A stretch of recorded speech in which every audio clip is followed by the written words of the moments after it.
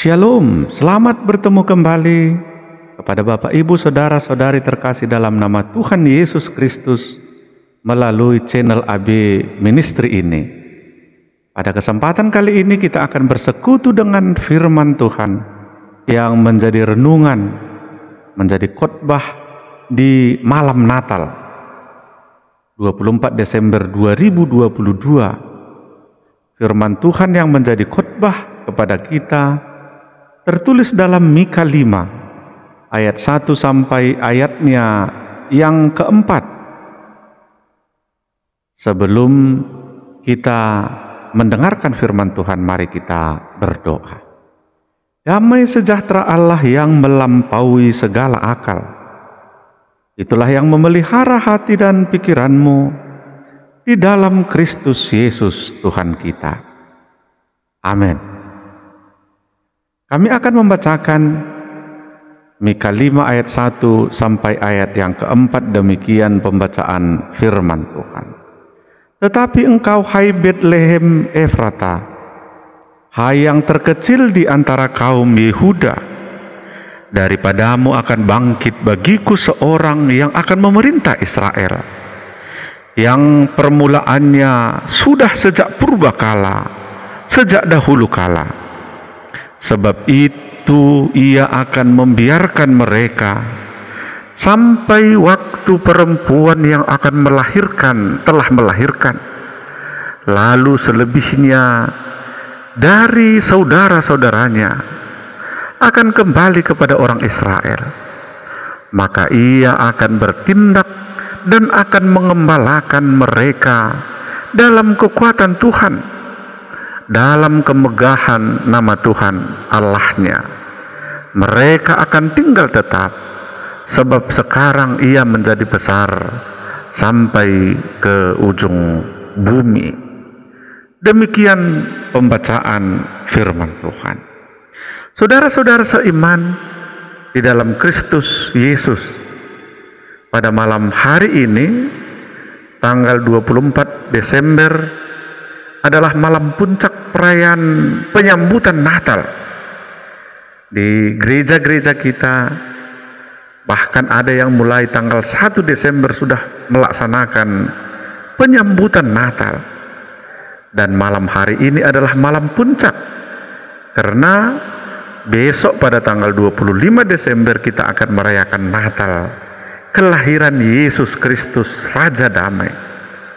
Seluruh gereja-gereja malam ini melaksanakan ibadah menyambut Natal, penuh dengan sukacita Natal, penuh dengan keramaian, penuh dengan sukacita di tengah-tengah kehidupan umat Kristen, dan merayakan penyambutan itu pada malam hari ini.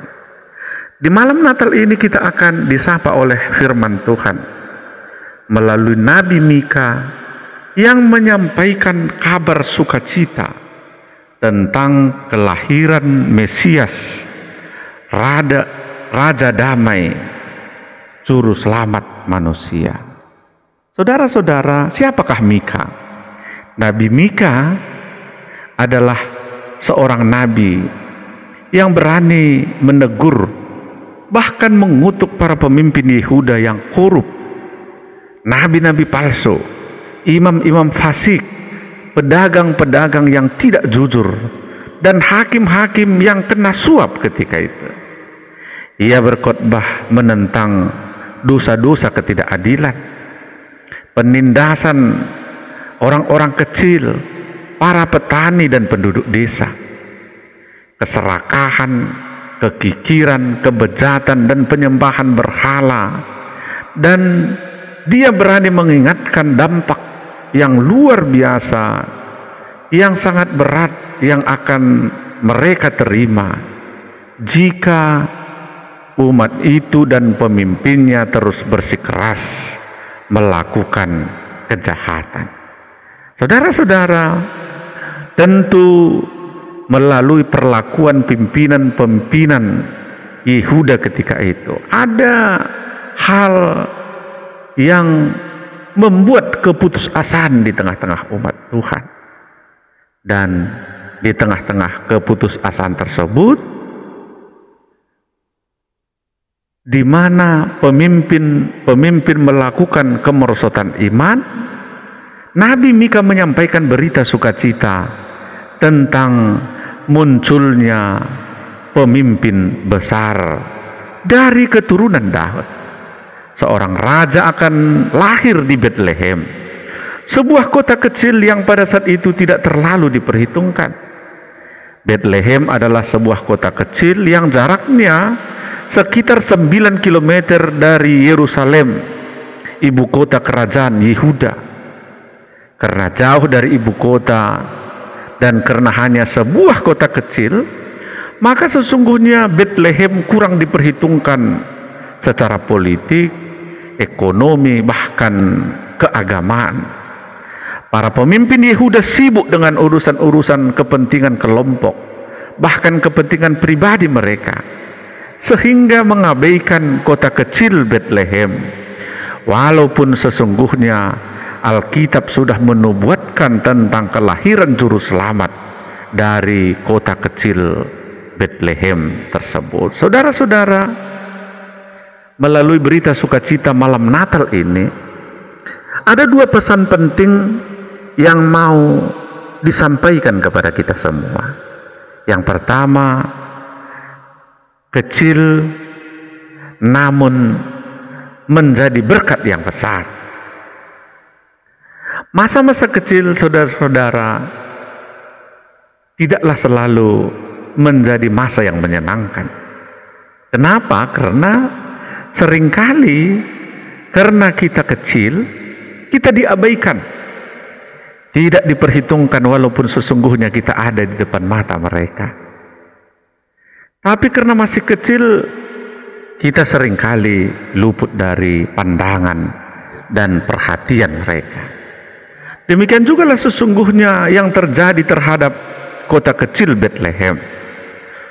Kota kecil ini luput dari pandangan dan perhatian para penguasa Yerusalem, karena berada di pinggiran yang dianggap tertinggal,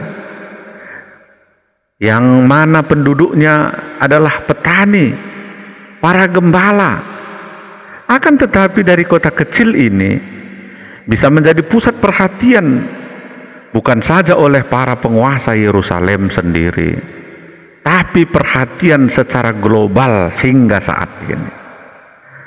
Lihatlah reaksi Raja Herodes bersama dengan penguasa Yerusalem ketika orang Majus datang dan bertanya, di manakah dia, orang Yahudi yang raja orang Yahudi yang baru dilahirkan itu?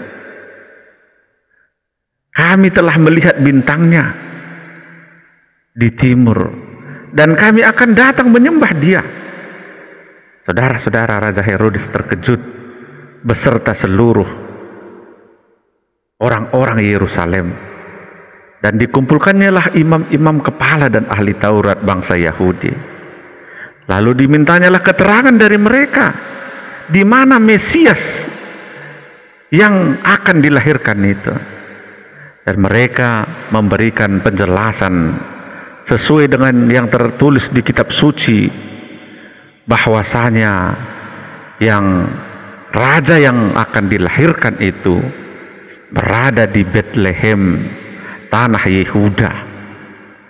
Saudara-saudara, Herodes dan seluruh Yerusalem tidak percaya, karena sesungguhnya Bethlehem adalah kota kecil.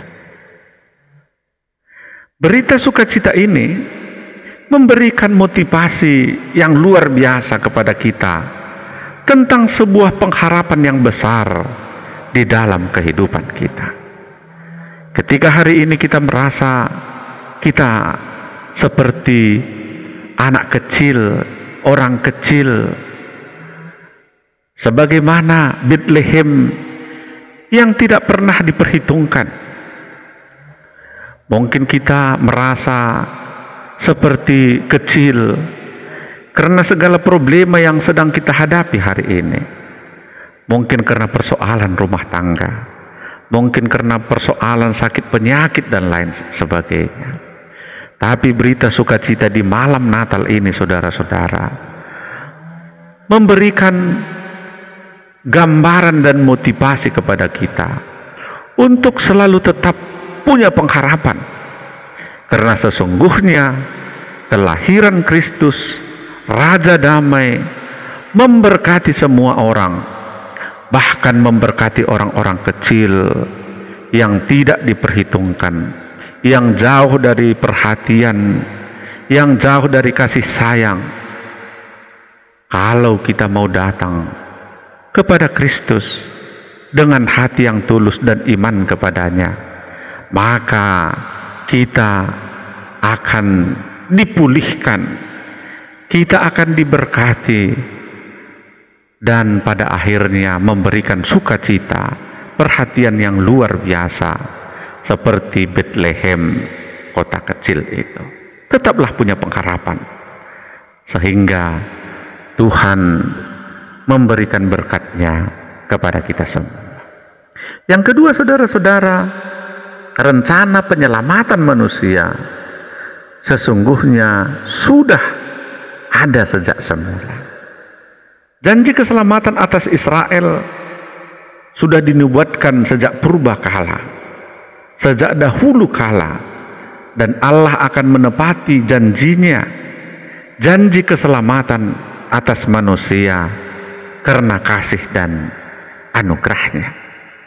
Apa yang Allah sudah janjikan kepada Daud, yaitu bahwa keturunannya akan menjadi raja atas umat Allah untuk selamanya, bisa kita baca di 2 Samuel 7 ayat 12 sampai 13, dan di Mazmur 89 ayat 35 sampai 37 berkata, "Sekali aku bersumpah demi kekudusanku, tentu aku tidak akan berbohong kepada Daud. Anak cucunya akan ada untuk selama-lamanya, dan tahtanya seperti matahari di depan mataku, seperti bulan yang ada selama-lamanya, suatu saksi yang setia di awan-awan." Saudara-saudara, demikianlah Tuhan akan selalu menepati janjinya kepada setiap orang percaya. Untuk itu, tugas kita adalah selalu memegang janji Tuhan di tengah-tengah kehidupan kita. Tetap punya pengharapan dan selalu setia kepadanya, sebab Tuhan akan menepati janjinya tepat pada waktunya. Tuhan akan menolong umat pilihannya. Kita seringkali merasa tidak sabar menanti janji Tuhan. Karena ketidaksabaran kita, sering kita mengambil jalan lain, bahkan melupakan janji Tuhan di tengah-tengah kehidupan kita. Tapi saudara-saudara, hari ini kita kembali diingatkan oleh firman Tuhan untuk tetap mau setia dan sabar menantikan janji Tuhan yang akan dinyatakan kepada setiap orang percaya, setiap yang beriman kepada Tuhan Yesus di tengah-tengah kehidupannya. Telah lahir Juru Selamat. Dialah sebagai jawaban atas kekhawatiran dan pergumulan di tengah-tengah kehidupan kita hari ini. Malam Natal ini membawa kedamaian kepada manusia melalui kelahiran Yesus Kristus. Artinya melalui peristiwa Natal, kehendak Allah akan diwujud nyatakan di tengah-tengah bumi ini. Allah telah datang melalui anaknya Yesus Kristus ke dunia ini untuk memimpin dengan benar, adil, dan penuh kasih sayang. Kepemimpinan Yesus menjadi teladan bagi para pemimpin Kristen yang membawa keadilan dan kebenaran, agar melalui kepemimpinan anak-anak Tuhan benar-benar bisa membawa damai bagi orang lain. Dengan demikian, orang Kristen menjadi garam dan terang di tengah-tengah masyarakat, dan damai itu dapat dirasakan oleh semua orang. Allah menginginkan supaya damai ada di mana-mana, karena melalui hidup damai, kemuliaan Allah dinyatakan di tengah-tengah dunia ini. Biarlah Yesus Kristus yang telah lahir itu membawa damai di tengah-tengah kehidupan kita, dan kita menjadi orang-orang yang membawa damai di tengah-tengah kehidupan kita, sehingga kerajaan Allah diwujud nyatakan di tengah-tengah dunia ini, di mana ada damai, sukacita, dan damai sejahtera. Amin. Mari kita berdoa. Syukur bagimu Tuhan yang senantiasa memelihara kehidupan kami. Syukur bagimu untuk kami boleh bersekutu di malam Natal ini. Berkatilah setiap kami, sehingga damai Natal, sukacita, damai sejahtera senantiasa mendiami kehidupan kami. Dalam nama Yesus Kristus. Amin.